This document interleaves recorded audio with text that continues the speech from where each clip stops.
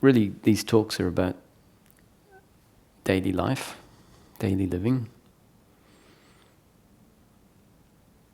and how peace can be the underlying current in daily life.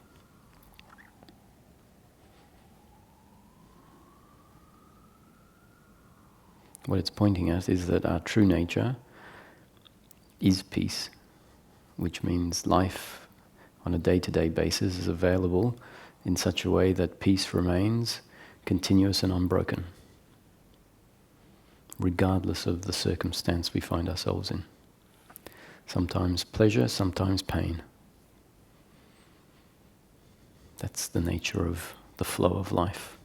The flow of life is always changing, which means the change is sometimes going to be in line with our preferences, which means pleasure in the moment, and sometimes that change is going to be out of line with our preferences, which means pain in the moment.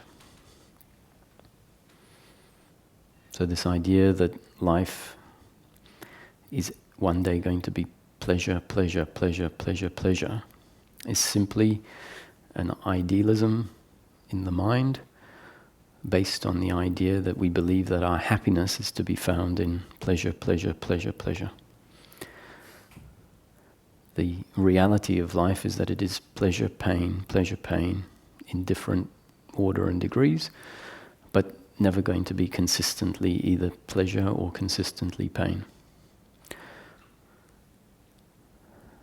And so if we realize that our idea is that I need pleasure, pleasure, pleasure, in order to be happy, I need the other to do what I want them to do all the time, meaning pleasure.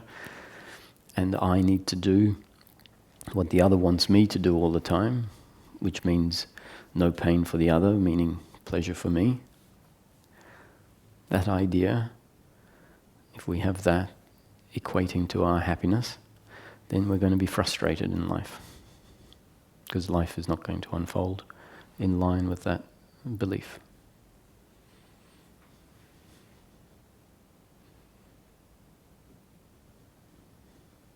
And the good news is that our happiness isn't available in the way we think it is.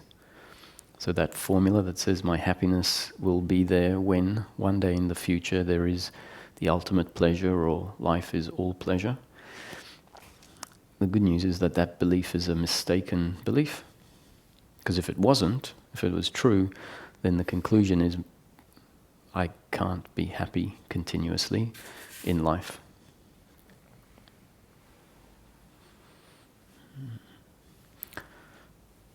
And so, if happiness isn't to be found in the flow of life, if happiness isn't to be found by us receiving pleasure continuously, what is human happiness? And the explanation here is human happiness is an attitude to the flow of life. It's how we relate to what happens moment to moment. The attitude that seems to be ingrained in us, in the human population, is an attitude that I am a body, I am separate and in control of everything that happens, and I need pleasure, pleasure, pleasure, pleasure. And that attitude I'm calling the sense of personal doership.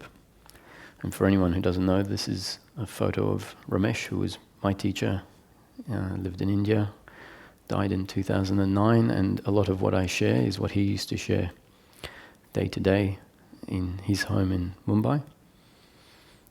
And his teaching was so profoundly accurate, as I found it, in my experience. Each time I thought I knew a better way of saying it, I was proved wrong. So now I just say what he said, but based on my own experience. So it turns out that what he said was just an accurate explanation, an accurate set of descriptions of what is natural to all of us. Whoever realizes their true nature will realize that these descriptions stem from that recognition, and they are not the truth itself, they are just descriptions of how life is seen from that place. And so, having said that these descriptions come from my own experience where suffering has fallen away, it's still up to you as individuals to assess whether the concepts are accurate, which requires an investigation for yourself of what is pointed at within the scope of your daily life. And that can actually be quite fun. It just means you go about daily life as you normally would, watching what happens, and if the concepts get taken on board, a certain concept like my unhappiness is suffering in the moment. Suffering arises in the form of guilt and blame, pride, worry and expectation. So if the concept that suffering is blame and suffering is my unhappiness, if that's in the system, when we find ourselves in a situation blaming the other for something that they have done that hurts us, a thought might arise, this is blame. I'm blaming the other for what I believe they have done of their own volition that has hurt me, and I'm relating to that as if it's an attack on who I am, that it's taken away the pleasure that I believe I need. And then we can put a tick next to that comment, next to that concept. We've investigated it for ourselves based on our own experience. And that investigation can keep happening in relation to many of the concepts. And slowly, as we investigate more and more, the concepts go deeper and deeper, and they move from just an intellectual framework to something that is known intuitively. Often the concepts are counter to what we believe to be true. So as we investigate and see that the concept is true, by default its opposite starts to dissolve.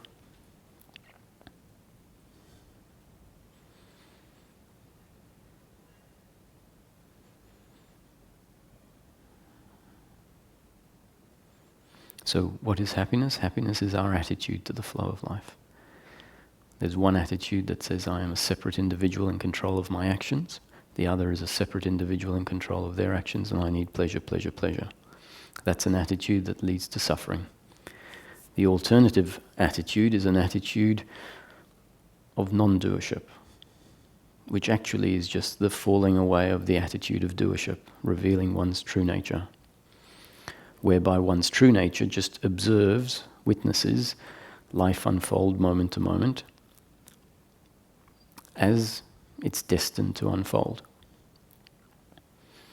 From that perspective, it's clear that what the body is doing is part of the flow of life, and that the body is not actually orchestrating the flow of life.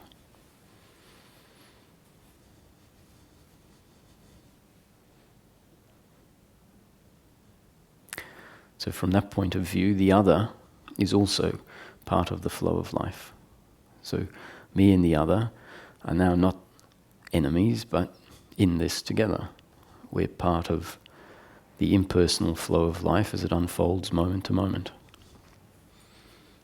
Recognizing that whatever pain and whatever pleasure is delivered in the moment is part of the story of life, my destiny, and the destiny of the other. And from that perspective, the other no longer hurts me because of their own volition, but rather it's destiny for life to deliver pain in a moment, and it's seen to be destiny of the other to deliver that pain.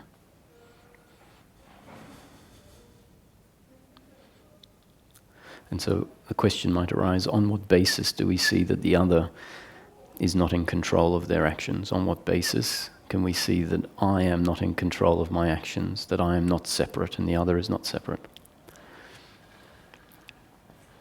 From an awakening perspective, where in the moment there is a moment where consciousness recognizes itself, and it becomes clear that what I am and what I've always been is actually a consciousness in which each moment spontaneously arises, it's known that everything that happens moment to moment is a spontaneous arising and not the doing of any of the objects within the moment.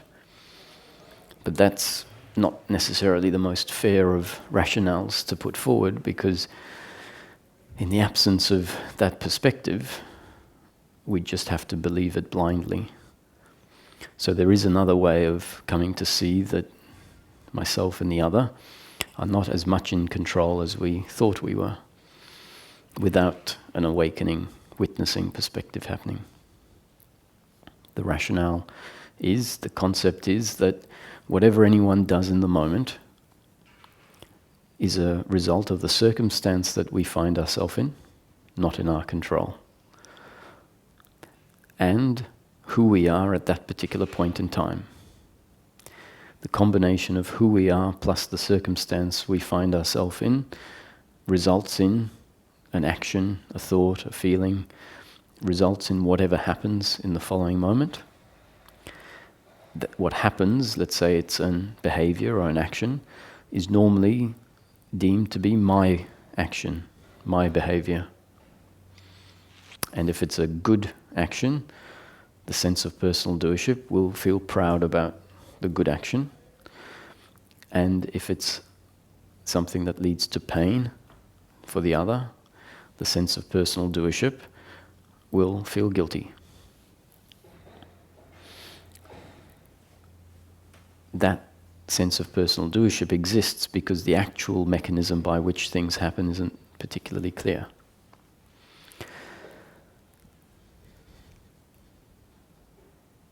We do whatever we do in the moment as a result of who we are and the circumstance we find ourselves in. And who we are is a result of our genes and up-to-date conditioning. Now remember, this isn't about science, because the real explanation is the moment is not my doing, because it's a spontaneous divine creation arising in consciousness, made of consciousness and recognized by consciousness. Everything that happens is a happening according to the will of God. But because that's not necessarily recognizable, we're putting forward another pointing that is more practical. Pointing that could be seen to be a causal explanation that we can observe and assess for ourselves. So this is not about science necessarily. Who we are in the moment is a result of our genes and up-to-date conditioning. Our genetic structure is something that we, as the body, were not in control of. The body was born to a set of parents that it had no control over being born to. And from the moment it was conceived, it started undergoing a process of up-to-date conditioning. Life impacted it moment after moment from the point of conception. And that up-to-date conditioning is multi-level. There is intellectual conditioning, beliefs that are given to the human by society, by family, by school, by friends. There are circumstances that the human being finds themselves in, traumatic circumstances, very fun circumstances, and all of those experiences in life, moment after moment, lead to the human being shaped exactly the way they are. An analogy for that is that there's a lump of stone and there's a carver hitting the stone with a hammer and chisel, and each time the carver hits the stone, it changes shape slightly. And after thousands of hits, the stone is whatever it is, and at any point in time, the stone is a result of its original makeup, plus the up-to-date conditioning that it's received up to that point in time. And that's an analogy for the human being, that we are exactly the way that life has made us. We can look at ourselves at any point in time like a chemical, that the chemical is designed to be exactly what it is. If you put that chemical with another chemical that is designed to be exactly what it is, there's going to be a reaction. And that reaction is not personal. The chemicals don't choose how they react. They react based on their makeup and how they come together. You can have two chemicals that are complementary to each other, or two chemicals that create a volatile reaction. And that reaction is a totally impersonal reaction. And so what's being said is that the human being is like a chemical being placed in a certain circumstance, and the reaction will be exactly as it is. We can look at the reaction and say, and then work back and say, this reaction was like that because the person was exactly the way they were at that point in time. With this understanding, we can't consciously say, oh, I should have acted differently. I should have acted differently is a non-recognition of what's just been described. I should have acted differently is an imagination that I am not who I was, but something different. And that same understanding can be applied to the other. The other acted exactly the way they were designed to act in the situation. So from this point of view, we can see that what I believe to be my action is actually a result of my genes and up-to-date conditioning and the circumstance I find myself in. Not my doing, not in my control to be who I am. Someone might say, but I chose to go to that school. I chose to be friends with that person. And my suggestion is that that choice was a result of who you were and the circumstance you found yourself in at that point in time. So that choice also not something that could have happened differently. So if we look at life like this, we see that at this point in time, life is as it is because of the Big Bang, if we want to have a theoretical explanation of the beginning. That life is a ripple up to this very point in time. That now is always the end result of something impersonal.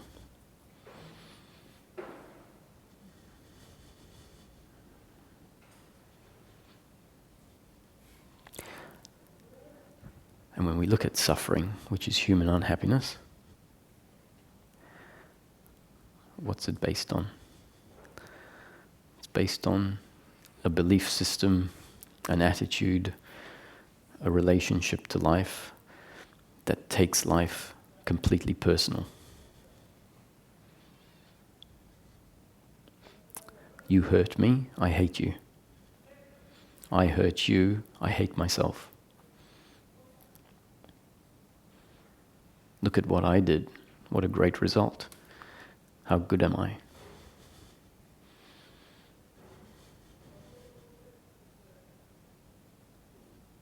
And this false sense of self, meaning a belief that I am something I'm not, the belief I am the doer when actually life is just happening, creates an idea of self that overrides the true nature, and that idea of self then has all of these requirements in life. Primarily, pleasure. At the root of the need for pleasure, really what we're looking for is a need for love. And so one's life then follows a path of shoulds and shouldn'ts based on what we think is the most effective way of trying to control life in order to get what we feel we are lacking, in order to fill what feels like an uncomfortableness with oneself. And it is an uncomfortableness with oneself because we've forgotten our true nature. And so if we've forgotten our true nature and come to believe ourselves to be something we're not, of course it's going to feel uncomfortable. That uncomfortableness manifests as a sense of lack, a sense of discontentment. And so the movement towards pleasure is simply the conclusion, also coming from the same error, of what we need in order to be complete and happy.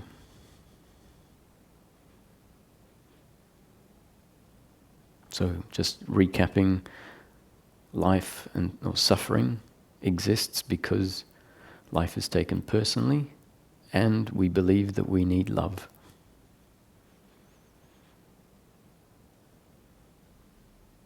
The good news, once again, because this is actually all about good news, is that our true nature is love, is completeness, is peace, and that in being what we are, everything is just fine. Nothing needs to change. Nothing in the moment needs to be excluded. Everything fits in perfectly. It's all seen to be a divine creation of duality. On the surface, a duality. At depth, it's recognized to be a single manifestation, a non-dual creation. And they're not opposites. One is the appearance and the other is the fundamental nature.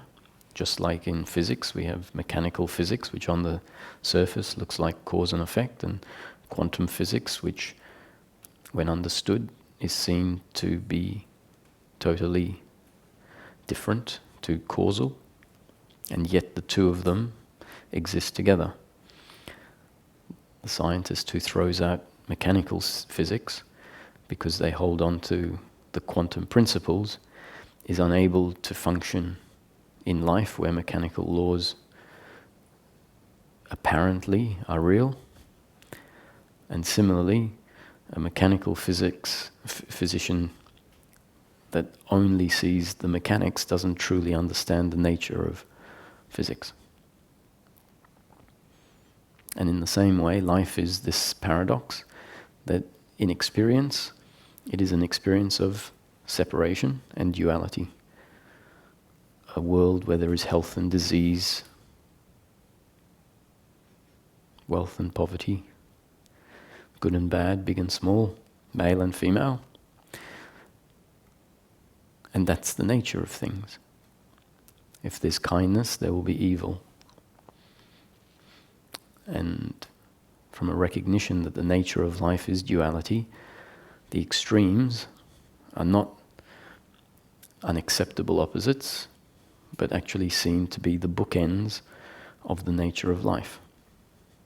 So when something terrible happens in life, it isn't a nice thing. It doesn't become a good thing, but it becomes understandable. So there is no internal resistance to what has happened because it's seen to be part of the story of life, and it fits into the understanding that life is a duality in which extremes all fit, opposite extremes fit.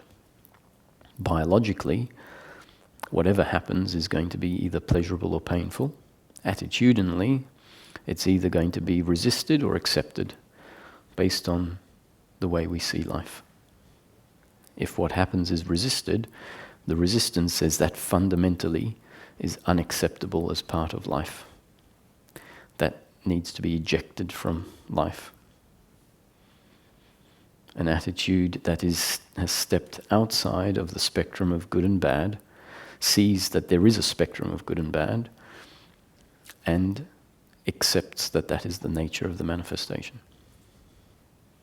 Acceptance actually is just the absence of non-acceptance.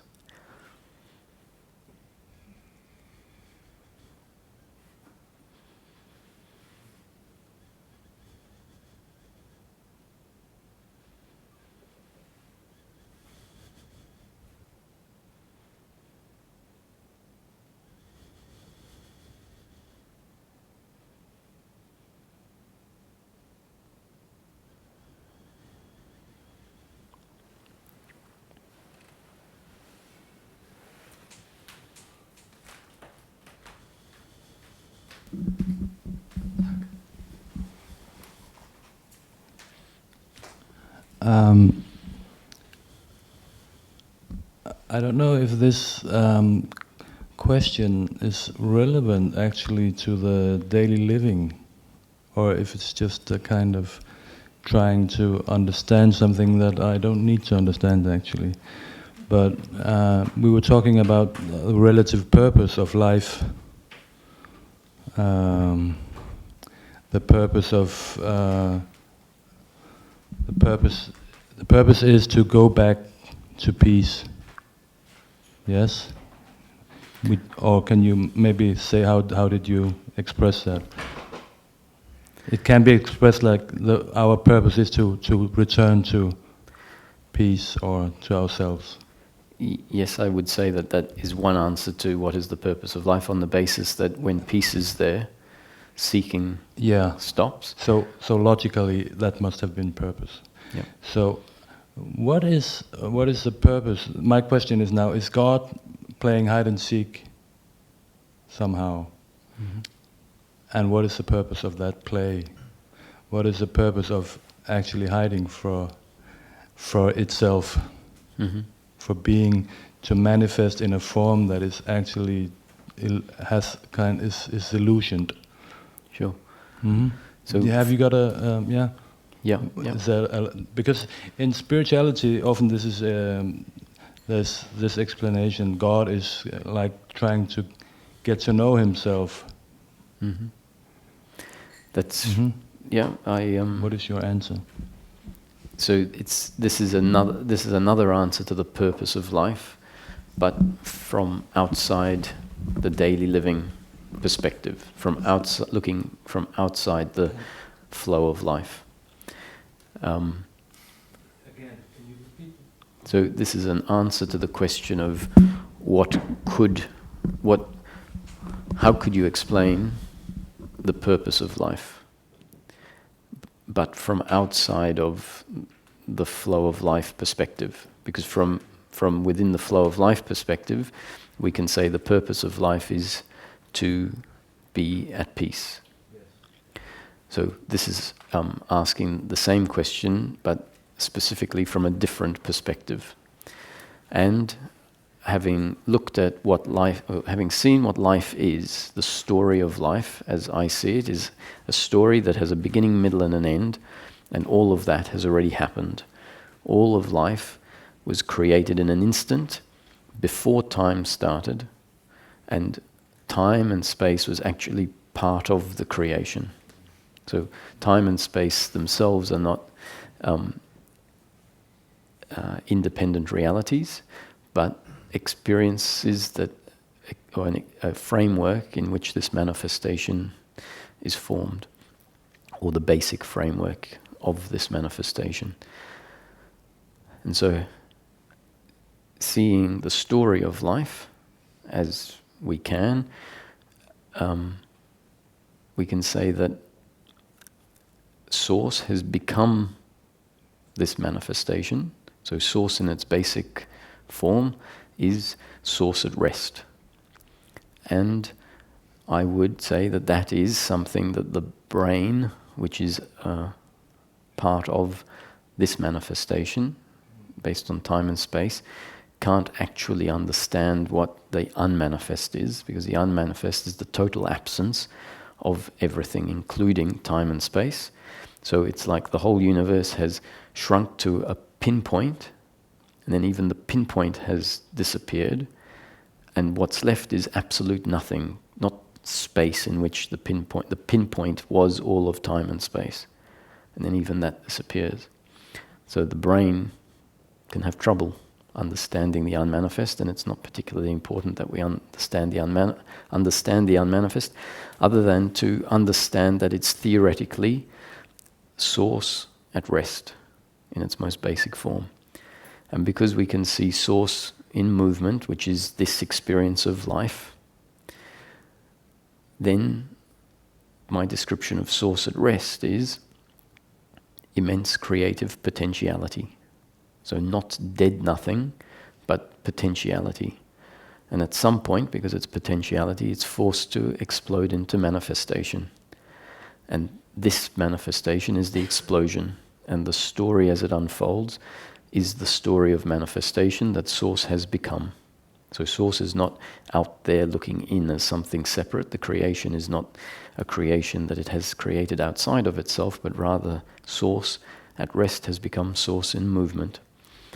And as we observe this story of life, especially from a spiritual path perspective, there is an identification with an object within the story, which is the body, an identification in such a way that there is a forgetting of the true nature of Source as consciousness, an identification with being the body, being vulnerable, needing all of these things, taking life personally, experiencing suffering, experiencing itself as separate from the other, and experiencing life as a duality without the recognition of the fundamental nature of life as a non-duality. And then at some point, the story introduces new concepts that wear away at the beliefs that have been put in place by the story of life in order for the forgetting to happen, wear away at those beliefs until there is an awakening to itself, to the nature of Source, and then that awakening integrates over a period of time into embodied living as the human being, as if I am the body, but with a totally fresh perspective of what the essence of the human being is, with the day-to-day, moment-to-moment awareness that what I am is consciousness functioning through a biological vehicle, and yet that the combination of consciousness functioning through the biological vehicle equals the person. And so for the rest of my life, life will be lived as if I am the person. In other words, spirit or consciousness, Source, having a human being experience. And so if we look at that, we can say that the purpose of this manifestation is for Source to experience something that it can never actually be. For Source to experience for a while being something separate, something vulnerable, something that can be attacked by others, something outside of itself. Whereas in fact the nature of Source is oneness. There is nothing outside of it, nothing that it can be harmed by. It can never be incomplete. And yet it's created a world and identified to an object in the world where it's very clear that the experience is of separation, is of suffering, including all of the pleasure and pain that comes in life. And after having experienced something it can never be, within the story of life it brings about an awakening, which is a realization of itself within the manifestation, and then a living as the human being without suffering. So, really, why not?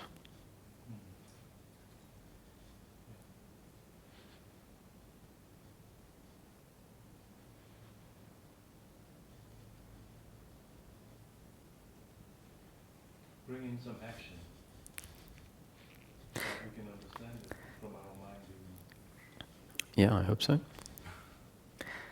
And you know, Source at rest wants some action, it seems.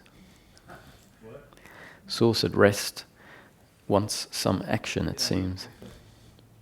And at the end of the day, when it's all said and done, Source starts as nothing and ends at nothing. So really nothing has ever happened. Except for an experience, and the very nature of experience means that it's not reality but illusion or experience. It's relative, it comes and it goes, it has a beginning and an end. This just seems from a human perspective to be a massive experience.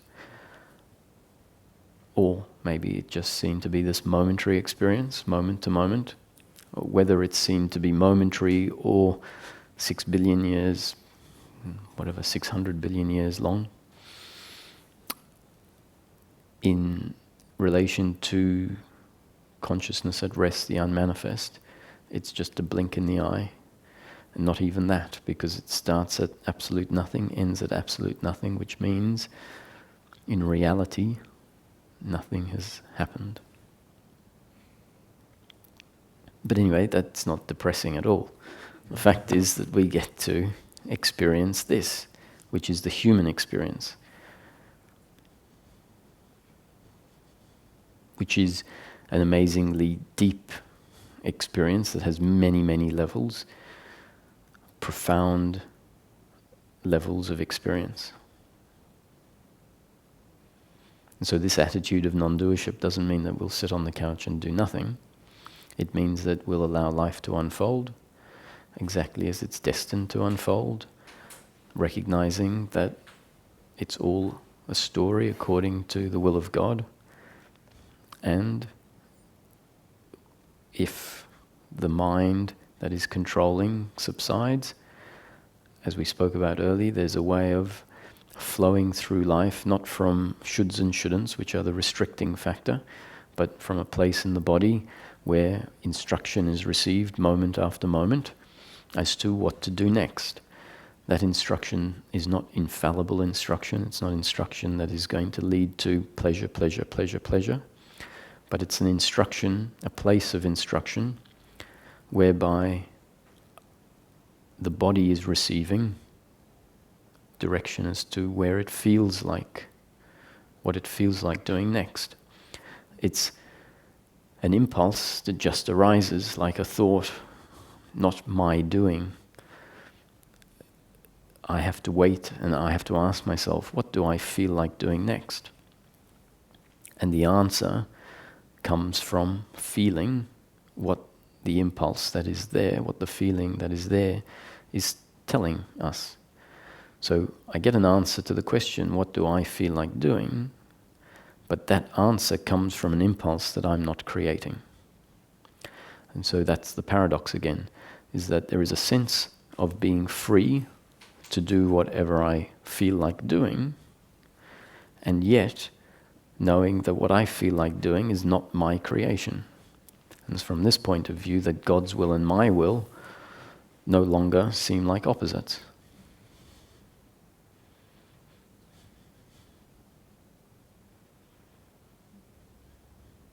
So practically, how do I live my life knowing that everything is predetermined? Very simply, in any moment, do exactly what you feel like doing, knowing that what you feel like doing is what is destined to be there in that moment. The action that follows is destined to be there, and the outcome is never in our control. Sometimes we get what we want, sometimes we don't, and sometimes we get much better than we expect. So Ramesh would say, do in any moment what you feel like doing, then sit back, relax, with no regrets in the past, no expectations in the future, and no complaints in the present, and just see what happens. The thinking mind thinks, if I act like this, I'm going to be irresponsible. I'm not going to get what I want. Life is going to be a disaster. What if everyone acted like this? The irony is that in the absence of the sense of personal doership, which is what creates all the competition, all the hatred, all the greed in life, our true nature is actually very intelligent, very altruistic, very in flow with an efficient unfolding of life. And if life inserts the impulse that is strong enough to let go of what I should and shouldn't, because it just feels so unnatural to keep going with these shoulds and shouldn'ts, what my parents have said I should do, what society says I should do, what my beliefs about what will make me happy say I should do. If life brings about a imbalance between what I feel like and what I should do, such that I start following what I feel like doing, we can be amazed at how efficiently life flows, how abundant life is, and how we see the other as a friend and a neighbor rather than as an enemy and a competitor.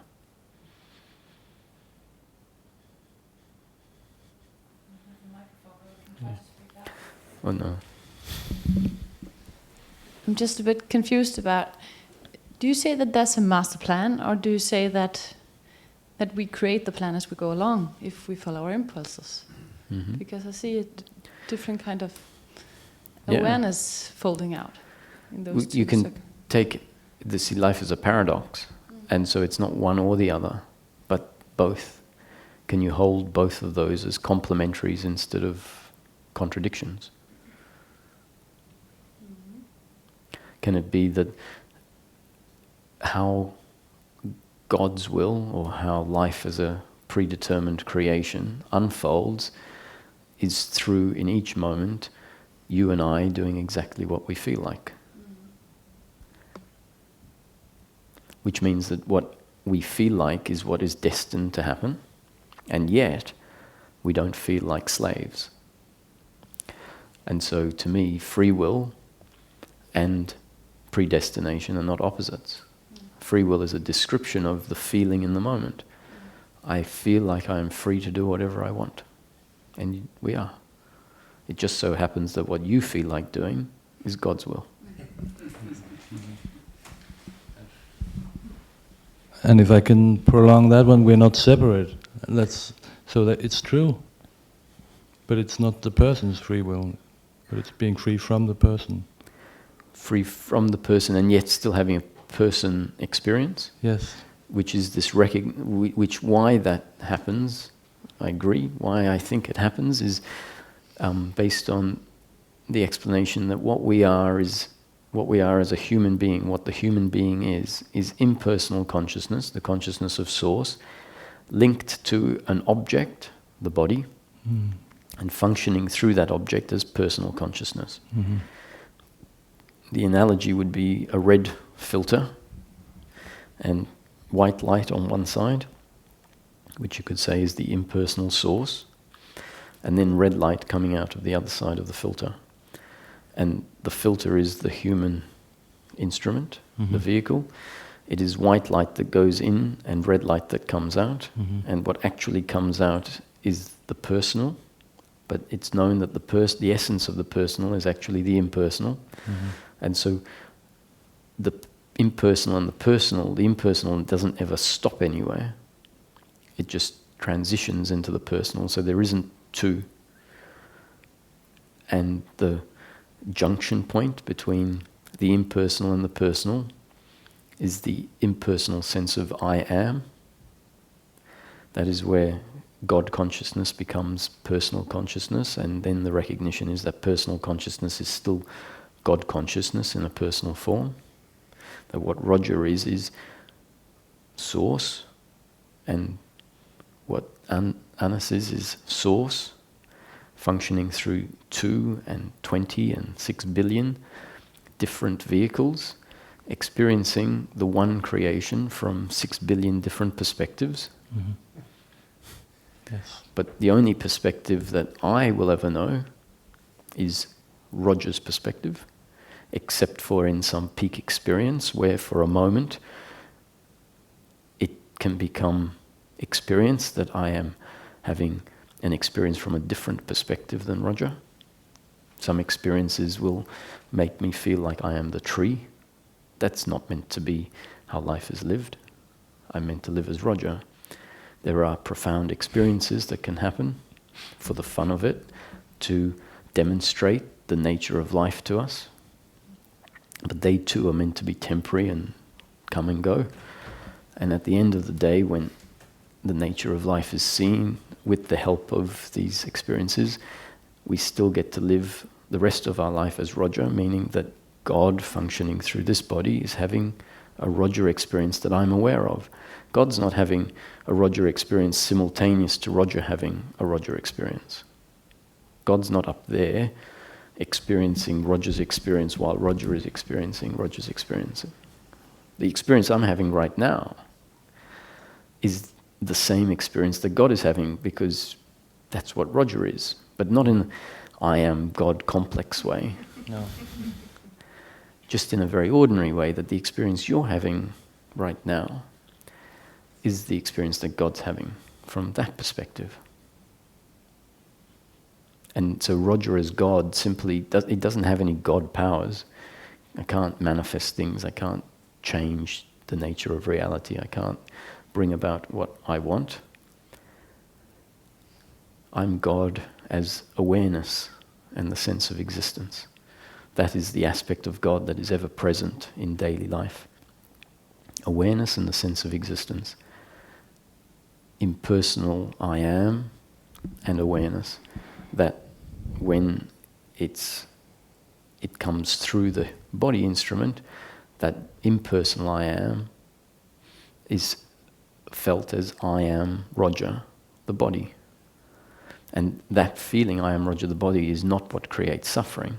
It's the accompanying beliefs that disconnect or break the recognition of the connection to Source. And when the beliefs have broken the recognition of the connection to Source, then the feeling is, I am Roger, the body, disconnected, separate. And that's where suffering comes from. Yes.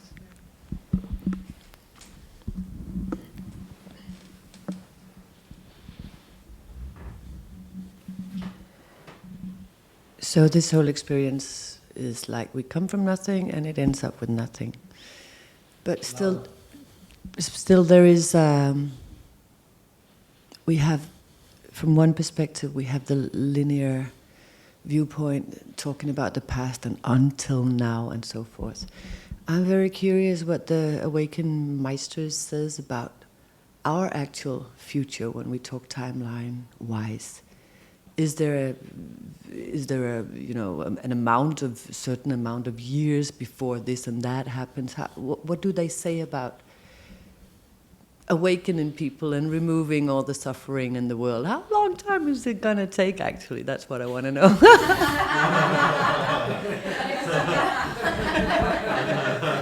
Haven't got all day.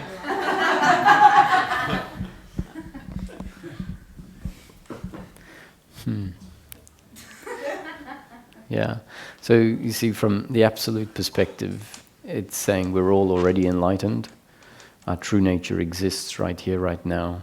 The idea that there is somewhere to go, that this will happen in the future, is all part of the problem.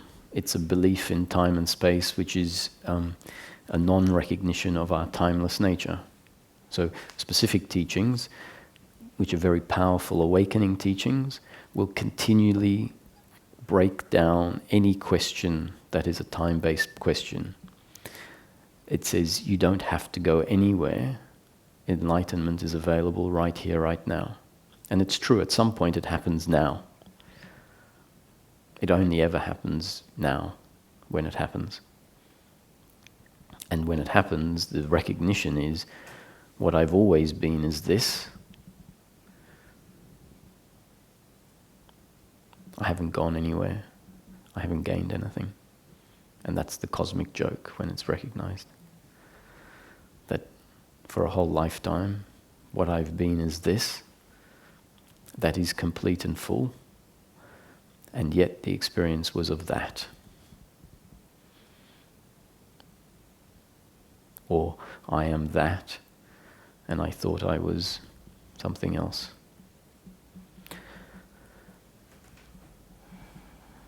So don't forget that side of it. That there is nowhere to go and nothing to do. That what we are, in essence, is right here. And so pointing to the fact that God is experiencing life right here, moment to moment, that's starting to point, we're pointing inwards now, instead of looking outwards. This is it. This is all there is right now. This experience right now, the idea that an experience in 2 years' time will be what I'm waiting for, that's covering up what's here right now. We're saying this is not good enough. And that will be. The essence of this moment is the same essence as every moment, because every moment actually arises in the present, now, and the background of the now is always the same one consciousness that recognizes all the objects that are in it, which make up the experience as we experience it. So in this moment there are lots of body objects and cushions and tables and cameras and lights and trees. walls, Marilyn Monroe. That's now, on the background of awareness that recognizes now, and whatever the experience is as it changes is always recognized by that same background of awareness, which is what we are. And realization happens now when the essence of self recognizes itself.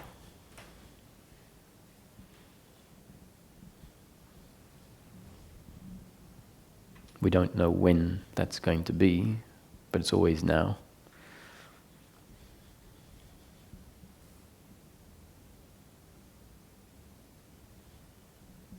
It'll happen when the storyline dictates it happen. And so even in the words I'm using, someone could say, what storyline? Storyline equals time. That's right, there is no storyline. The storyline is a story that is immediate, has no beginning and no end. This is it, this moment. And yet, there's another side to it, which is the experience of life is designed to be an experience of time and space, an experience of cause and effect, an experience that in the present moment includes a memory of yesterday and the day before and 5 years ago. And those memories, which are just thought objects in this moment, create the impression of linear time, create the impression of a yesterday and a past, and the thoughts of future create the impression of somewhere to go. And that actually isn't the problem. The enlightened perspective acknowledges that that is the way that this manifestation, this experience of life has been designed to be lived. So for a while we are coming to understand that time and space actually is illusory in nature, we sort of have to talk a little funny. We have to talk in the passive tense. Eating is happening. Sleeping is happening. When someone says, what did you do yesterday? We say, there is no yesterday, there's no tomorrow, all there is now.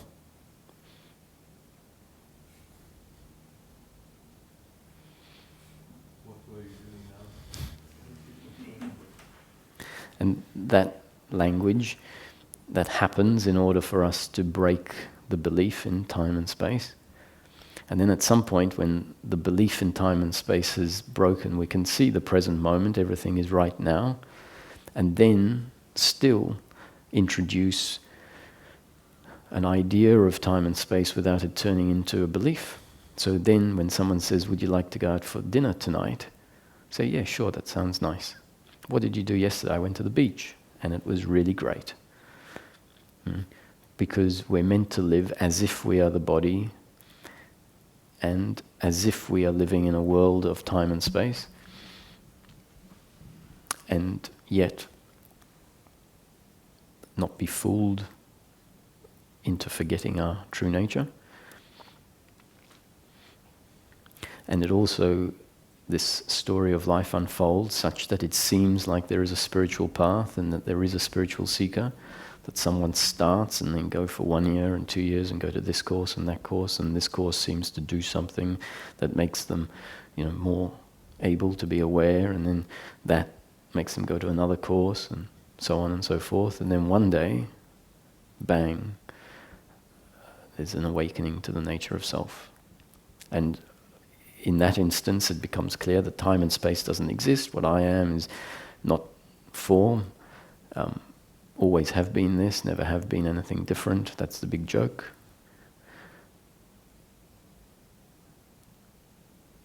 And yet we can't deny that there is apparently a process.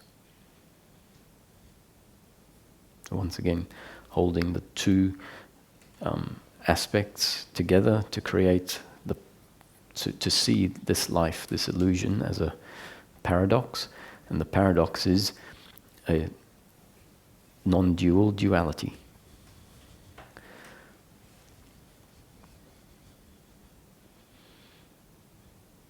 The nature is non-duality, but what has been manifested in the non-dual is a dual experience. And it's always going to be a dual experience.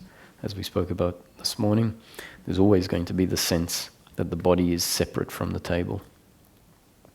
What falls away is the attitudinal separation. But experientially, the separation between the body and the table, the body and the other bodies, is going to remain. So the idea that enlightenment is this continuous oneness, profound oneness state, is one of the obstacles in the spiritual that gets put in place in the spiritual search. It gets put in place on purpose to break away the belief in life being a reality. And then that idea that what we're waiting for is continuous, non-dual, profound experience, then even that gets broken away. And the peak experiences stop happening. And life becomes very ordinary again. But in a very extraordinary way. That no suffering accompanies the flow of life, even when pain is part of the flow of life. And when that's experienced on a continuous, unbroken basis, experientially we know that's all I ever wanted. That the only problem is the sense of uncomfortableness with oneself as it arises in life, the sense of uncomfortableness with the other as it arises in life, which creates a conflict between me and the other, creates competition, anonymity. And this way we're all universal brothers and sisters.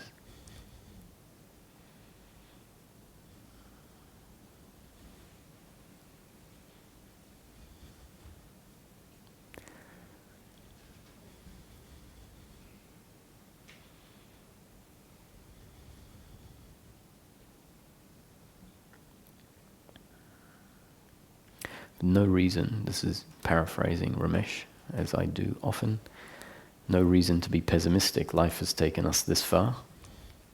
Life has put us in this situation on a Sunday afternoon, in an environment where life is reconditioning, bringing about a change through new concepts that life is putting into the system, not my doing, not your doing. You didn't know what I was going to say, you turned up because of an impulse to turn up. And how that new conditioning impacts the existing conditioning, not in my control, not in your control. But why has life put us here? Could easily have had us down at the pub. And yet, the realization is, when there's nothing that I need to do, a relaxation in going to the pub instead of spending every Sunday afternoon in satsang, is actually a step closer to realization. It's a step closer, a step away from the idea I need to work hard, I need to improve myself. It's like, I can just relax, enjoy life, do in each moment what I feel I should do, hopefully not coming from a set of beliefs of should and shouldn't, just follow a flow that we've often lost contact with. Just the awareness that, maybe I should act from a different place. My current rules, I've been following them for long enough and they just keep delivering more of the same.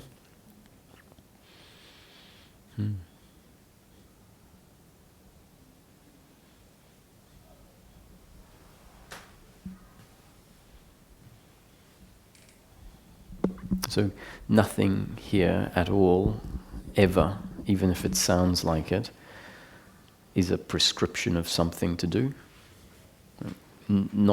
If I think about every single word I've ever said, it's never a prescription of something to do, but always just a description of what life is and what might happen in the flow of life.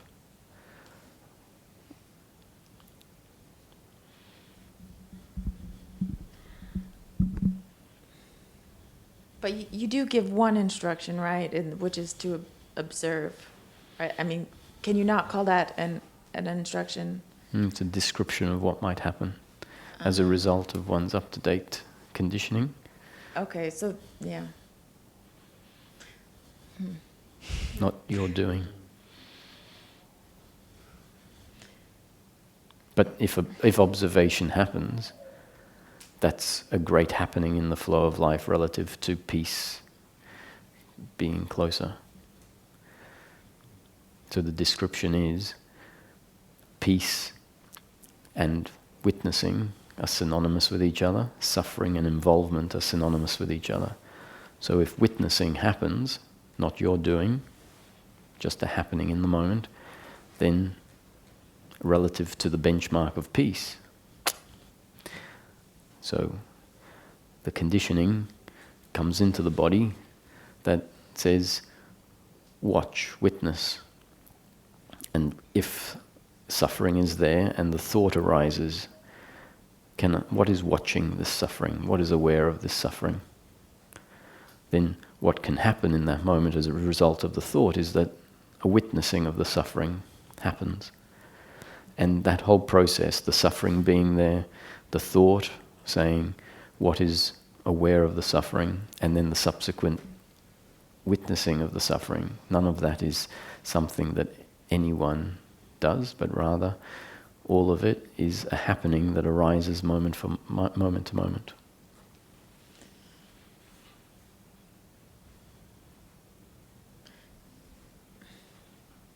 So the idea is that you're describing the world in a way so that to make it more likely for us to think in a way that reduces suffering. Except that I don't see that I'm doing anything, but rather life is functioning through instrument like it is through everyone else, delivering certain concepts, which is life delivering conditioning to another object, life conditioning that object that then will react to life exactly as life has conditioned it to act. And so in an impersonal way, being in the midst of these concepts is conditioning that could lead to less suffering, but not because we think, I think you said, lead to a type of thinking that equals less suffering, but actually it leads to the dissolving of the type of thinking that is suffering. So these concepts actually dissolve the suffering, and what is left is not positive thinking or peaceful thinking, it's our true nature. So this whole process is a process of dissolving, not adding. And yet, in order to dissolve, it seems like life needs to add some concepts. Mm.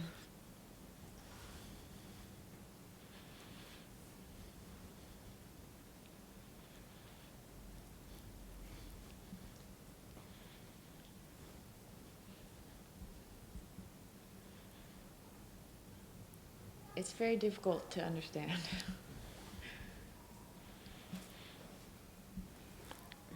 I mean, the relationship to choice is, I mean, it looks a lot like we're choosing. And to completely get rid of that as not useful, that whole idea, it just... What would happen if you dropped the idea that you were choosing? Well, that's still a choice that I make, to choose to drop the idea. I mean... Well, unless we don't actually have choice, unless choice just happens. So it's pedantics at this point. So let's say you choose to drop the idea. What would it mean that the idea has been dropped?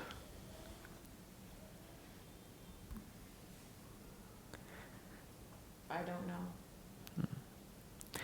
The brain says if I drop the idea that I choose, then choosing would stop.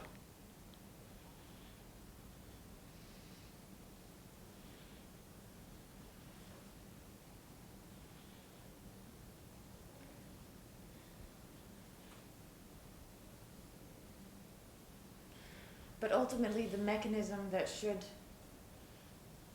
reduce suffering is ultimately knowledge, just knowing more about this description of the world.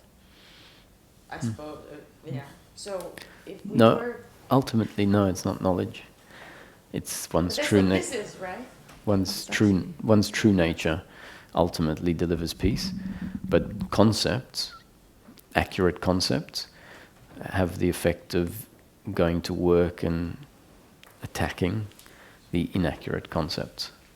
And then the accurate concepts have a self-destruct mechanism within them, where they start to attack themselves and dissolve themselves, which then means we get left with just what is and no beliefs.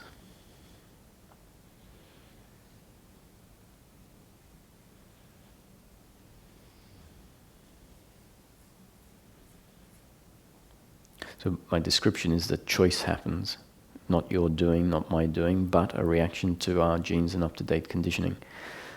Also suggesting that the sense of personal doership that has a whole set of ideas about the nature of life that turns what is an impersonal happening into a personal, or turns it into what is seen as a personal happening, that too is part of our genes and up-to-date conditioning. And so life dissolves a certain part of our genes and up-to-date conditioning, which is the sense of personal doership, and leaves in place the biological genes and up-to-date conditioning. And so with the absence of the psychological sense of personal doership, when that's been dissolved, what's left is the biological genes and up-to-date conditioning, which includes the conditioning of how to walk, how to use a knife and fork, how to speak, language. All of that's conditioning, and it has no impact how to calculate things. Names of flowers and pots and all of that, all conditioning. That has no impact on our peace of mind. Our true nature is not obstructed by that type of thinking. It's only obstructed by the type of thinking which is an identity of self, an idea of who we are that is false. And so what life is saying through these concepts is, you are not the doer. That is a belief. You are not the chooser. But it's not saying choice doesn't happen.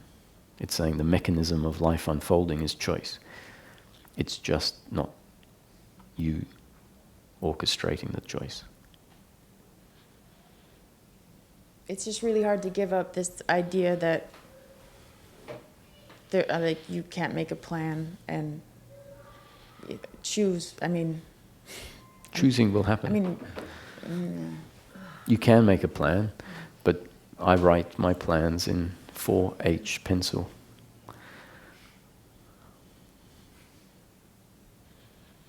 Which means when the plan is made, I know it may or may not happen. I know that it's changeable. And yet, sometimes it's useful to have a plan. but you don't want to recommend one. Well, I'm not making the plan. The plan sort of, if we follow what we feel like in each moment, then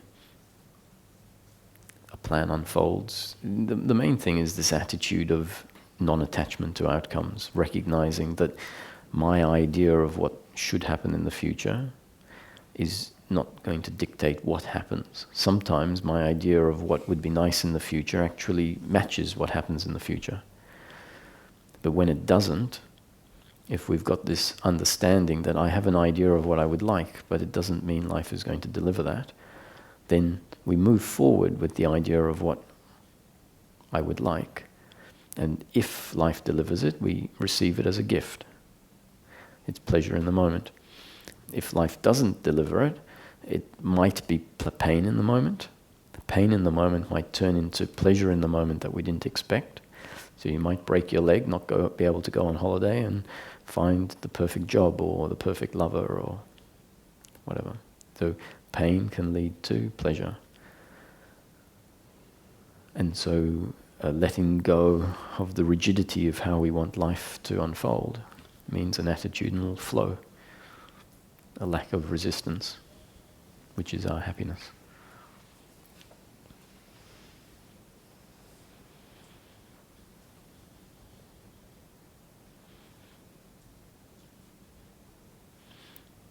So plan, do what you need to do in the moment without an attachment to the outcome. And believe me, attachment to outcome doesn't bring about outcomes. It just brings about disappointment.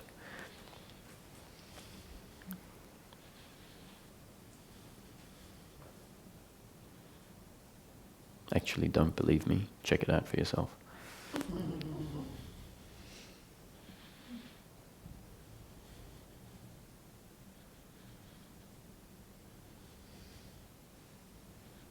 It's funny, when we check it out for ourselves, there's the working mind and the thinking mind. The working mind is the part of the mind that sees things clearly. The thinking mind is the part that I've been describing as a sense of personal doership. The thinking mind is not there because it's malicious and it wants to cause damage. It's there because it's been conditioned to be there.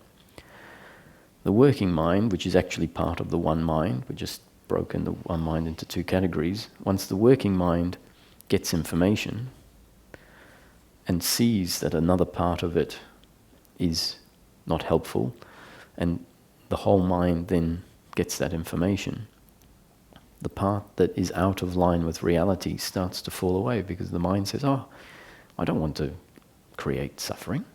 I just didn't know I was.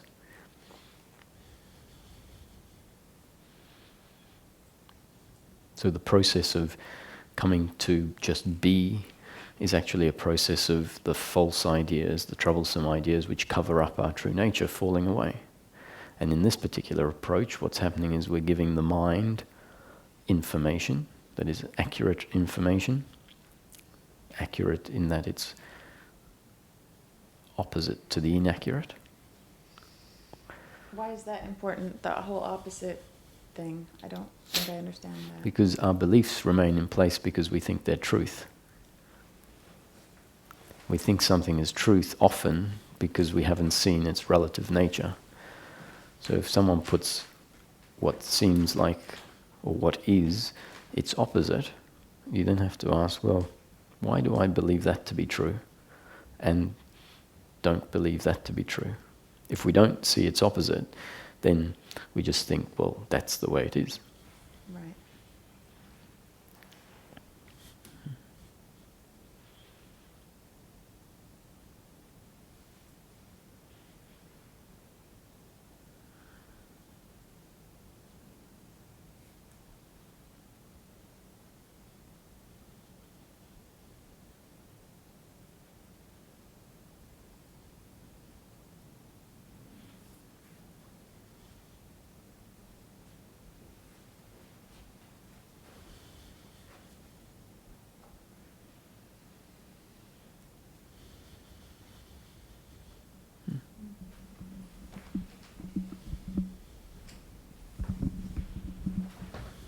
Could you elaborate a little bit about the blame and the guilt and the expectation part that creates this suffering or comes out of being the doer, the sense of personal doership?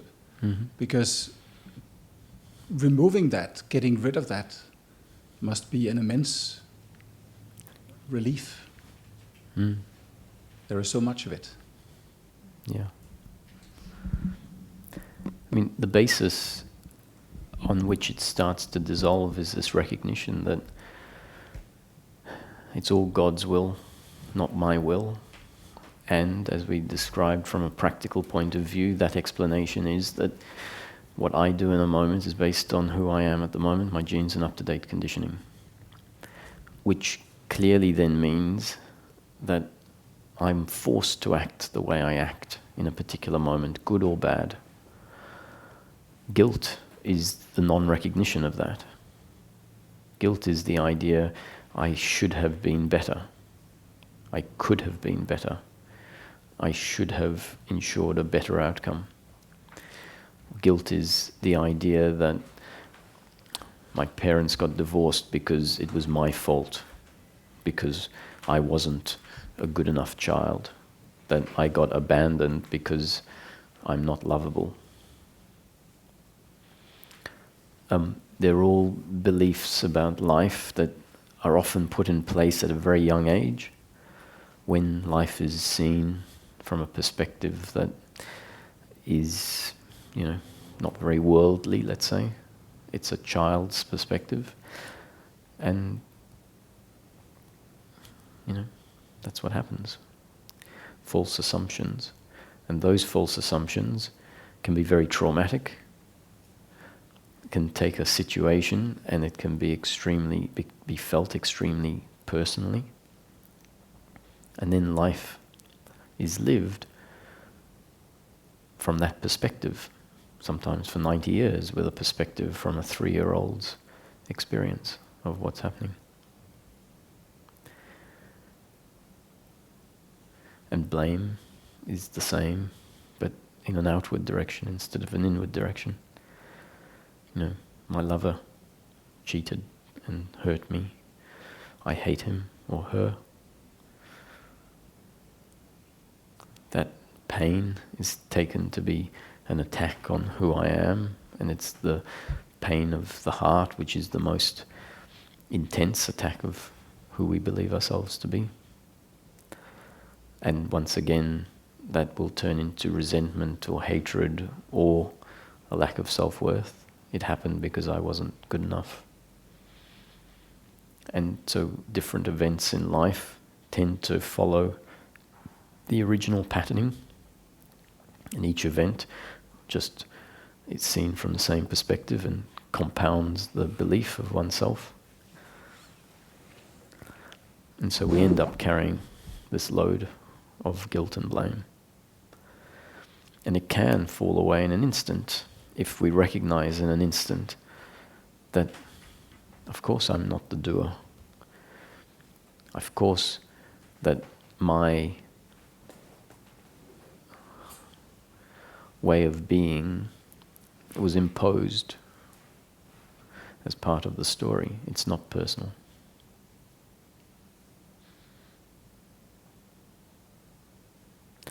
And in practical terms, how does this backpack of this load of guilt and shame and blame and hatred, how does that get offset? At first it gets offset when we intellectually see the mechanism of life, and consciously then, in daily life, there is less involvement in what is happening. When I say involvement, less attachment to outcomes and less guilt and blame about circumstances that are happening in the present moment.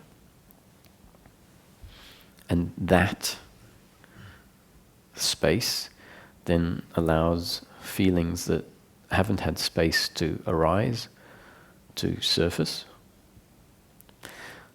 And within these explanations, we're told that the sense of personal doership actually is contained in all of these old emotions that were put in place by these events.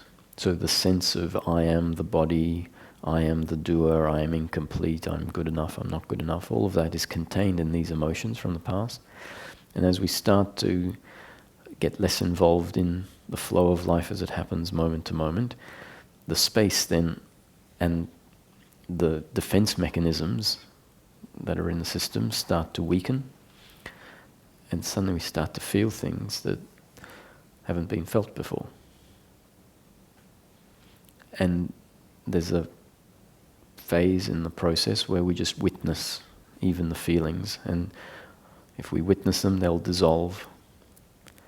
And that's great to see that they're not real, because they dissolve. But dissolving them doesn't actually release them. Dissolving them is just a recognition that they're not truth. That if they were truth, they wouldn't just dissolve, they'd have to remain there. And then once witnessing has grounded itself, then it also feels like, no, but this isn't it either. It's not about just witnessing suffering, where suffering arises and I say, well, that's not me, and don't identify with it, because that's not embodied living, that's living as consciousness. And so at some point the process says, no, and you forget, put down all the ideas that I shouldn't feel. I shouldn't feel guilt, I shouldn't feel blame, because all of that is doership, and if I feel guilt and blame, then I'm failing as an enlightened person. And we just feel, honestly. It helps to hear that this is actually part of the process, that this is how the load of guilt and blame is shed. So then there is a movement that says, I actually want to know what this is. I don't want it just to dissolve. I've spent 6 months or 6 years. Each time I feel this, I go into expanded awareness. I'm the witness. Not thinking, because that's not awareness. That's the ego acting as the witness. But when real witnessing happens, and it can then become a technique or a form of escapism or spiritual bypassing. That's where we go, because nothing affects me out there. And that then starts to lose its appeal after a while. So when we hear that in order for the load of guilt and blame, in order for the sense of personal doership to be released, so that this equanimity exists on all levels, not just out in the consciousness state, we need to actually feel these energies and let them out. They weren't let out when they were put in place. They were suppressed because they were too painful. And now we know that all of the guilt and blame is based on a way of seeing life that is not accurate. So on a conscious level, we now don't believe that guilt and blame make sense. And yet we're not going there, and we're not saying, oh, guilt and blame doesn't make sense. If we do that, we're not feeling the feelings. We're justifying, we're just not feeling the feelings. So at some point we go, okay, I want to know what this is. And so we start to feel the edge of it. I suggest you put words onto the edge of it. You get a general idea what it's about. And so you say, what is this? Is it abandonment? Is it loneliness? Is it fear? As soon as you say the right word, it will expand to the next level of detail. And then, okay, so no, it's fear. Is it fear of loss? Is it the fear of physical injury? Is it the fear of non-existing? Comes out another level.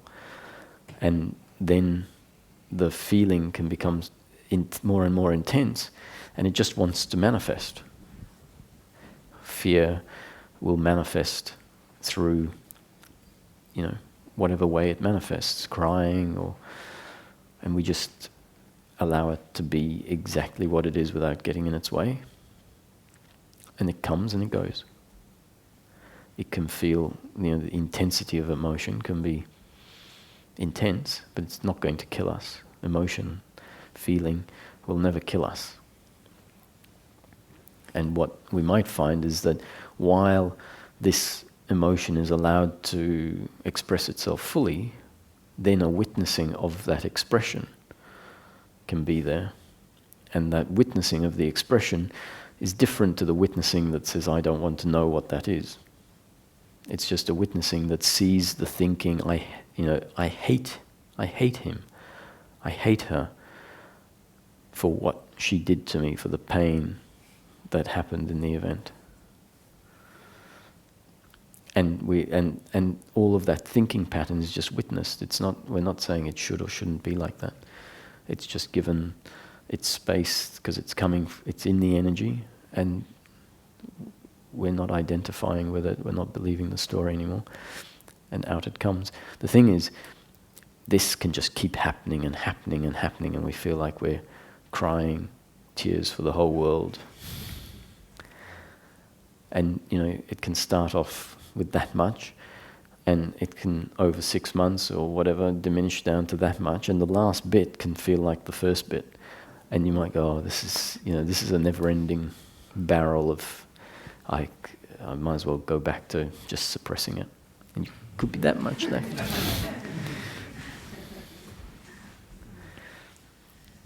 But what we find is as it comes out, what comes out is our attitude.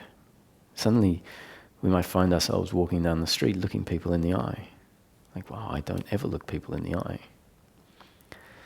Because normally it's like we don't want to be seen because we don't value ourselves internally. We walk around with our head down. And, I don't want to see myself. I don't want someone else to see me. If someone else sees me, they're just going to tell me how shit I am.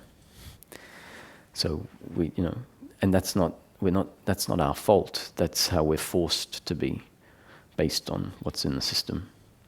So if this starts happening without us even knowing it, we've cried for 6 months, and then one day we realize, I'm looking people in the eye, right?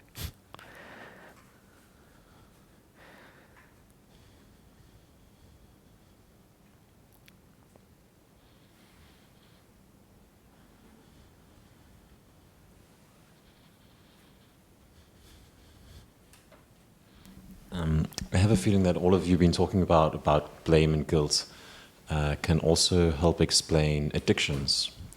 Maybe if like smoking or overeating, sex, those kinds of things, but just like these kind of repetitive things that we do that seem harmful to ourselves, or we realize it, but we often carry on doing it. Could you speak a bit about that maybe, if that makes sense? Yeah.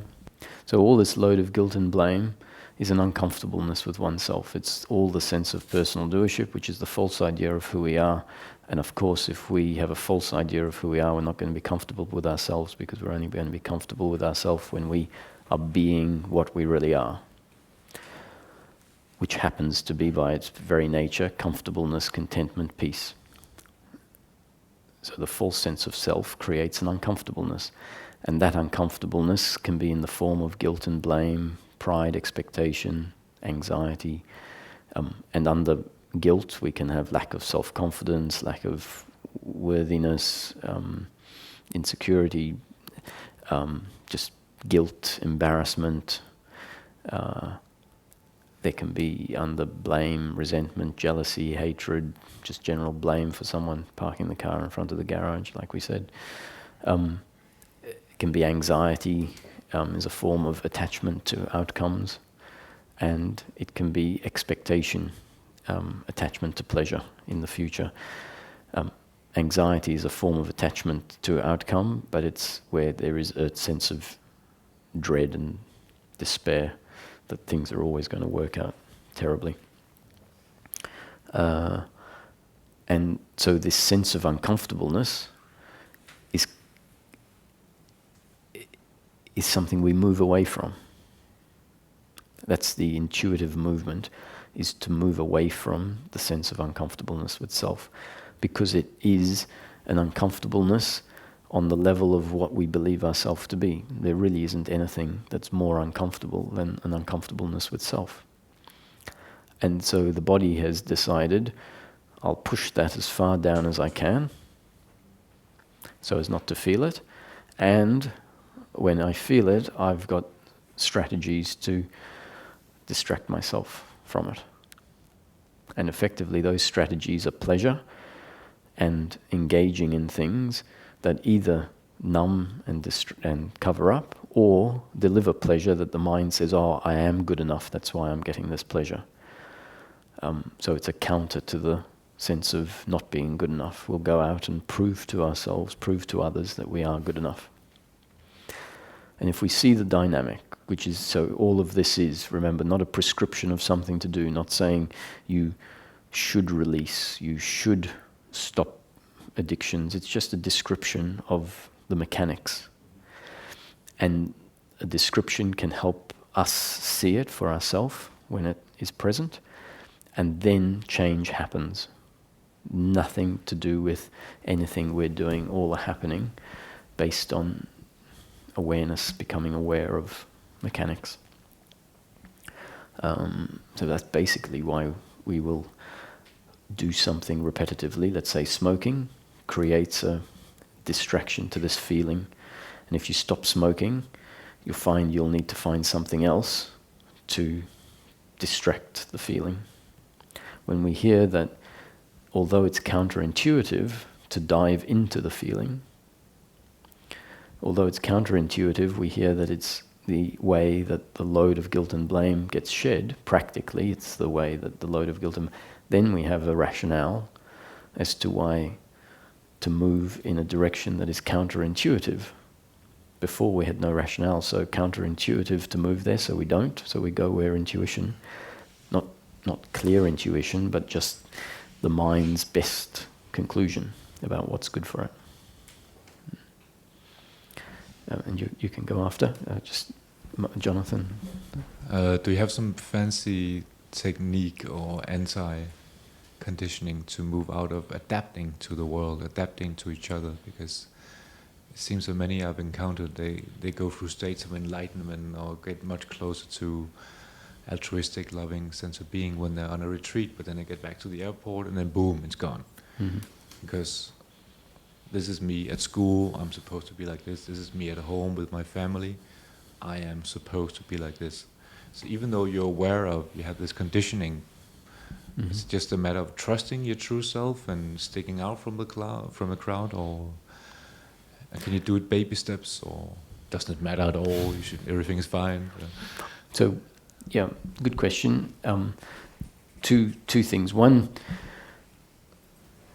life is bringing about the change, but nonetheless, life can bring about the change through the answer to your question, which could be a technique, let's say, and then that's just new conditioning that life is introducing.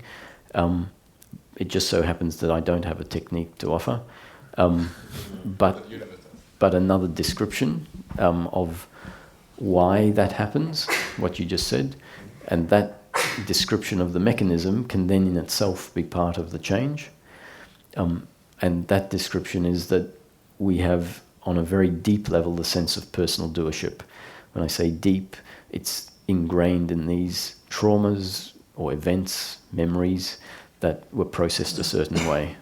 And then life starts reconditioning us, and intellectually we get it, that involvement, blame is suffering, and that equanimity and witnessing and watching everything happening is peace, and it makes sense in here. Everyone goes, wow, yeah, this is good, I feel peace, it's easy, I can do this, now it's going to be smooth sailing. Then we go out on the street and everything goes out the window because someone has stolen our bike, and I've forgotten the wallet up in the apartment, and the people have left, and this is a disaster. And what's left in the system at the lower levels gets triggered. And that is the false sense of personal doership, and there's an attachment to outcome and a resistance that happens in the moment. And we think, you know, I thought I got it, and yet in practice, it's all out the window.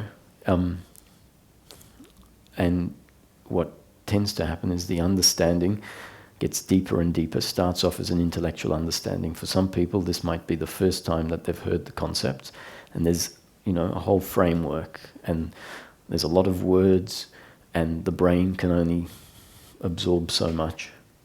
And so you might leave and you think, I only really remember 4 or 5 points. That's a good start to the intellectual understanding. And in principle, it might be clear, yes, involvement, guilt, blame is suffering, and non-involvement. So that's, someone's got the intellectual understanding. You might listen to the recordings 5 or 6 times, and then all the pieces start to fit into place. And then that means the intellectual understanding has become more complete. And then as we walk through life, observing our daily experience based on, you know, what happens between me and the other, when blame happens, when guilt happens, when there's an equanimity with what the other does, even though they hurt us, when there is a feeling, making decisions from feeling, when there's making decisions from the head, all of this is recognized, and we're ticking off the intellectual understanding, which is now in the system. And that means that the intellectual understanding is going deeper and deeper. And as it goes deeper and deeper, it's kicking out these old false ideas. And it kicks them out either just by a belief being seen as a belief, and it says, actually, I really don't believe that anymore, and that I don't believe it can go quite deep. Or it kicks it out by the process of these emotions coming out, where we say, I'm going to feel this, and it comes out. And over time, the understanding goes deeper and deeper, and at some point it's kicked out everything, kicked out all of the sense of personal doership, and at that point we'd find ourselves walking through life in the toughest of situations, and then realizing, wow, I haven't been disturbed by these situations. I've encountered pain, someone bumped into me and broke my arm. My bike was stolen. I lost some money. The food I ordered was really bad. Plus all the pleasurable things come in life.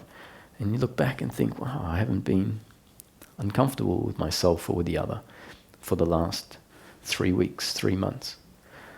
That's it. It's happened. So the awareness in I forgot the terms, the thinking mind or the working mind, the working brain can choose to some extent to be more aware of its true essence and then make more and more aware choices until you stop making choices and it's just intuition as part of the flow. The working mind, as I would phrase it, is it gets more and more accurate information, which then allows it to see more and more of the landscape accurately and see more and more of the dynamics of personal doership when they happen. And so the working mind plus awareness in conjunction is personal investigation in daily life. The working mind plus awareness is contemplation. And as that happens, there is less and less of the sense of personal doership that remains in the system. And ultimately, it's that sense of personal doership, which is a set of beliefs about life and self that cover up one's true self. And then life is felt spontaneously, but choices will still happen. The process of choice, which is in this moment, I have to decide how I'm going to get to Paris, which aeroplane I should choose. Do I take the direct 1 hour flight that's 600 euros, or do I take the one that takes me through 2 airports and is going to take 5 hours and is only 100 euros? That thinking will still happen. Because it's not part of the thinking mind. If it's part of, well, I want to go on the 1 hour flight, but I don't want to pay $600, 600 euros. And the mind looks at this and is just really unsatisfied with the situation. It means the thinking mind is still there. The working mind looks at it and says, this is how it is. This is the choice I have, 2 options. 1 choice will get made.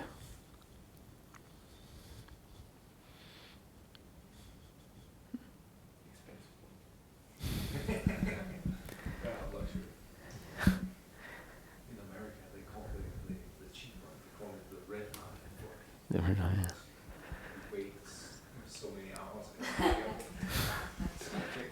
yeah. Yeah. You say that sometime you will discover that it is suddenly there. But what about the dark night of the soul? It's often said that in the process, there is a dark night of the soul. I would want you to say a little more about that. Yeah, sometimes these are metaphors as well. So the dark night of the soul is not necessarily one night. But let's say these encounters with the energy that have been suppressed in the system, where for a day we might feel like death, like, there's no hope. This is it. This is the end. And yet, the dark night of the soul is not the end. It's described, has a start and a finish. And when it finishes, there's something great on the other side. And so that the metaphor is, let's get what's in the way out. It just comes out at some point when it's destined. And while it's coming out, it could well be felt like the dark night, or that's what that refers to. And some of the most... so the story of Jesus in the desert, the 40 days and 40 nights of temptation, we could look at that as him purging what might have been left of... I don't know the story well enough, but I wouldn't be surprised that that's what it relates to. And the sense of non-existence, the fear of the existential fear, is one particular thread that may be more specifically what the dark night of the soul is referring to, which is the fear of non-existence, and that is the fear that the sense of personal doership creates when it realizes that it's dying, that it doesn't exist actually, it's not real. And that can happen if the brain, if thoughts arise that say, what would I be without this? What is life going to be without this? And the fear can be a fear that runs so deep, and it's a fear of non-existence.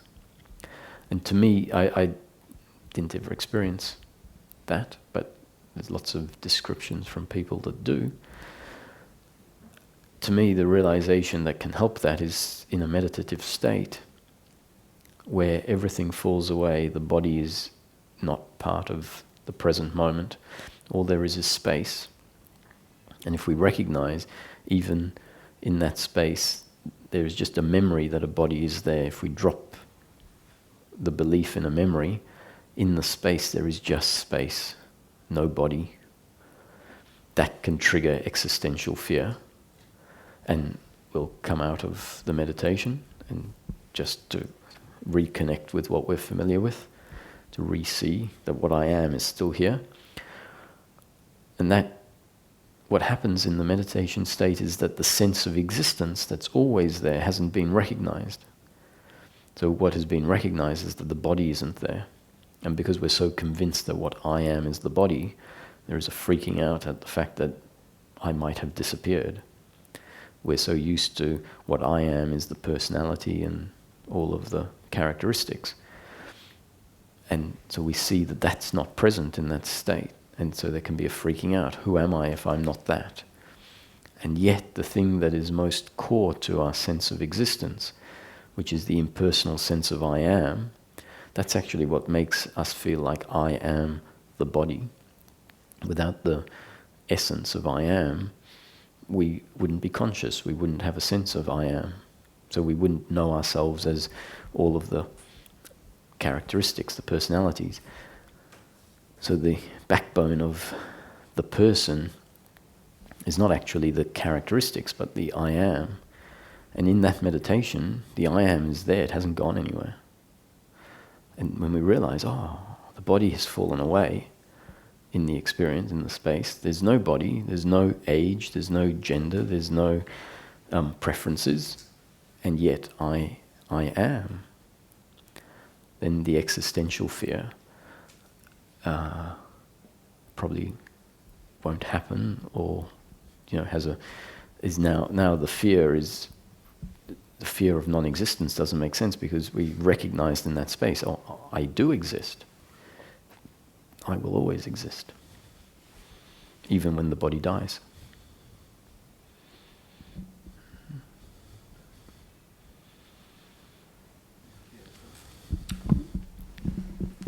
That's right. No.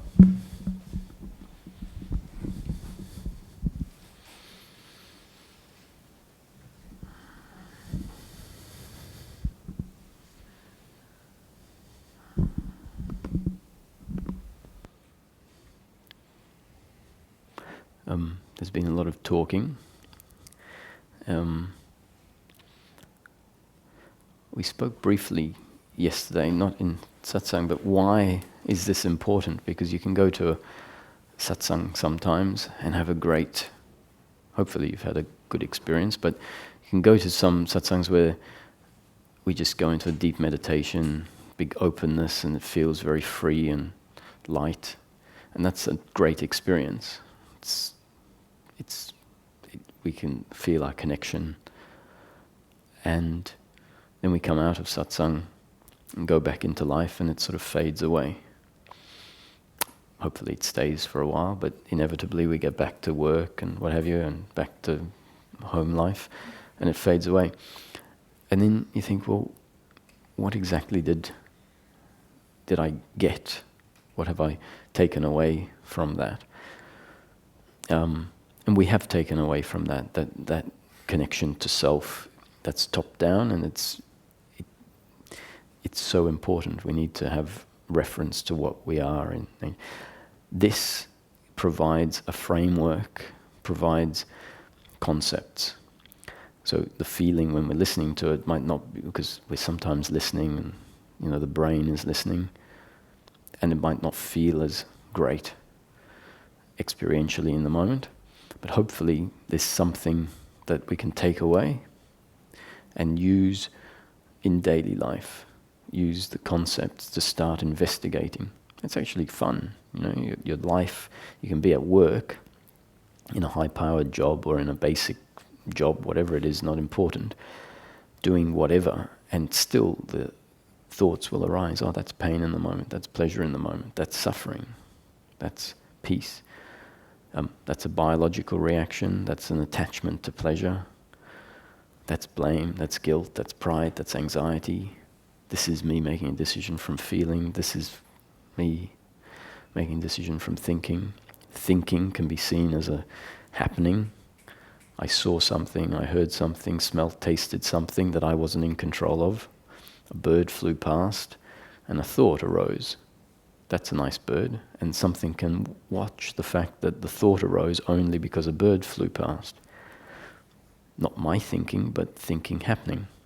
And as that witnessing of everything as a happening gets stronger and stronger, the process of investigation, personal investigation, starts to become deeper and deeper, because what is happening is seen from a place of more perspective. The concepts make more and more sense from that place, because the concepts are actually describing life as seen from that place, not really seen from a place of involvement. And as that happens, the understanding goes deeper and deeper until such time as we find ourselves moving through life, suffering not arising, and it's as simple as that. The angels aren't going to come down from heaven and start playing great melodies for us, and fireworks won't be going off. We won't necessarily have cosmic bangs happening. The body is not going to dissolve into the ether. We won't have special powers to be in 3 places at once. Parking spots not going to open up for us whenever we drive past.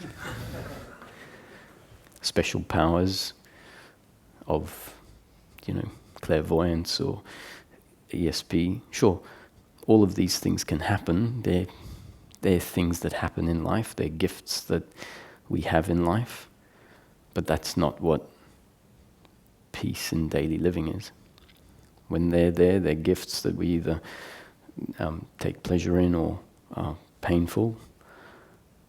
And that's just part of the flow of life. Remember, it's just the peace in daily living that is what is available on a continuous, unbroken basis. And when we get that, even though the mind thinks, oh, all this for that, really?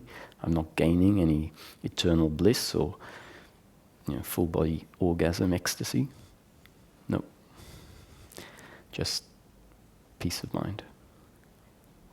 And the mind says, well, I'd rather stick to my Tantra course that gives me, bliss. And this is not a reflection of that. That's actually fun and part of the depth and pleasure in life.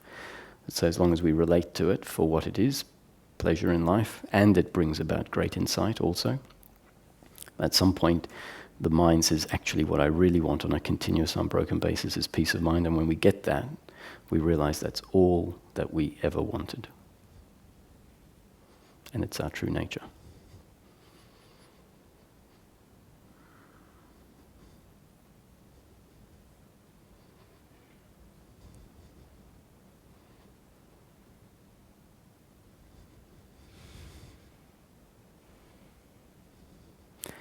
So maybe in the last 5 minutes, what we can have is an experience of the connection and the quiet and the peace, and we can leave with that as well as the concepts.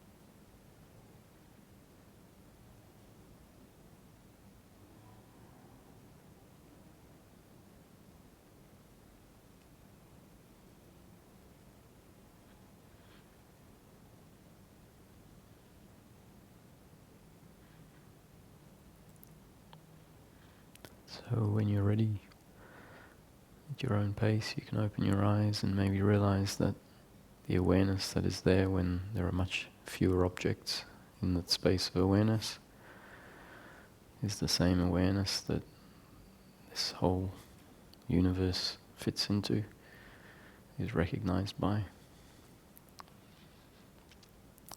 The universe, from my perspective, is always about this big. Whatever fits into this awareness, that's the universe in this moment.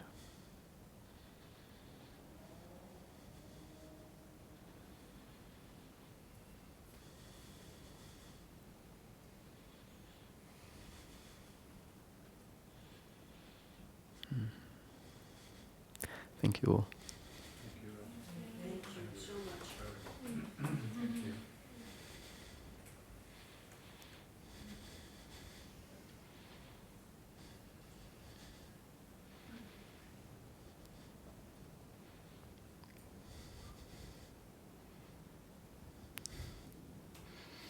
Yeah, thank you, Denmark.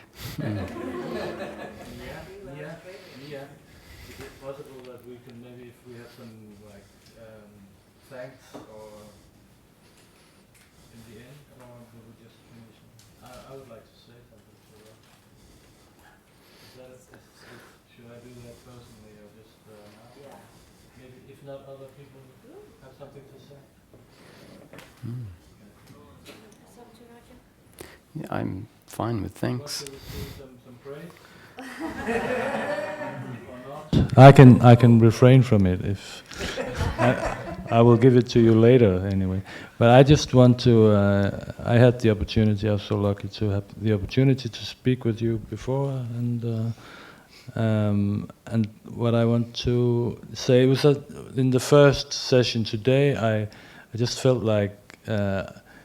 Before it was like I knew the body, but now you opened the body like it was a surgery, and you showed the fibers and the different organs and how they function. And I really would like to read your book when it comes one day. Mm-hmm. Thank you. And thank you so much for that detail. And these things that you teach, But can you recommend books to people? Mm. If the ones you wrote to me, is it contained in those books? Yeah, I really think if you want to, we'll put them up on the invite, the 4 books I recommended. 2 of them, one is by a dear friend of mine, Gautam Sachdeva, who was a disciple of Ramesh and his publisher, and he's got a full understanding of the nature of life and self, and he's a great friend of mine, and he has summarized Ramesh's book or Ramesh's teachings in a book called Pointers to Ramesh Balsekar. There is a book called The Seeking, which is Ramesh's concepts, which is transcripts of 3 days of talks, and they happen to be 3 particularly powerful days that step through everything. And there's a book called The Journey Beyond Words, which is part of A Course in Miracles, and it's less technical than The Course in Miracles and actually very beautiful and adds to this as well. Mm.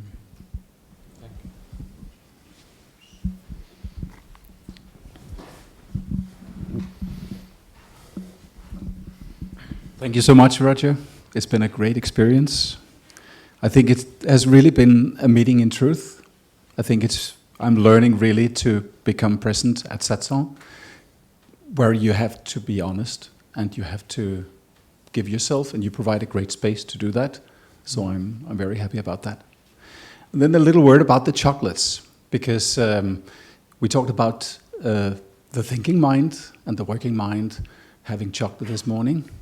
And what's actually on your desk is something that seems to be chocolate, and which is very Danish. So that's a gift, actually, to all of us. And I think maybe it has come out in the open. It's already here. All right. So I hope you will enjoy it. Oh, thank you. Thank you very much. Yeah. It's nice. I appreciate it. It was a gift for me, and I like to share it with everyone. So,